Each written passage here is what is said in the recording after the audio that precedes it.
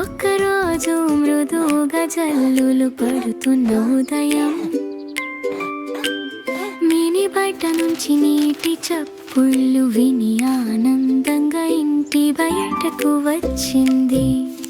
ఆమె తన చిన్న సంచి నుంచి తెల్లటి కాగితాలను తీసి జాగ్రత్తగా మడిచి అందమైన కాగిత పడవలను తయారు చేసింది. కొద్దిసేపటికే ఆమె స్నేహితులు తేతే మరియు లీలు ఆమె దగ్గరకు వచ్చారు.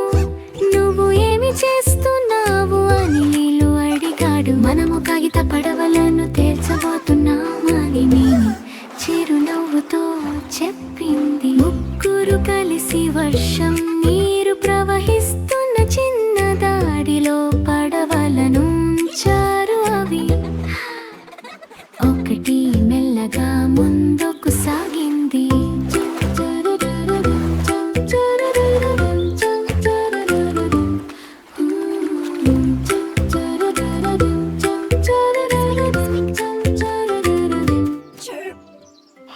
ఒకటి నీటితో కలిసి ఊగుతూ తేలింది.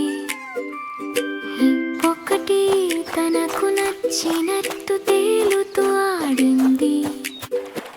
తేతే ఆనందంగా చూడమ్మ ఇవి పరిగెడుతున్నాయి అనింది. లీలు కూడా నవ్వుతూ ఇది చాలా వేగంగా వెళ్తుంది అని పలికాడు. వర్షం నీరు పారుతూ ఉండగా పడవలు సంతోషంగా తేలాయి. కొద్దిసేపటికే వర్షమాగి మేఘాల వెనుక నుంచి సూర్యకి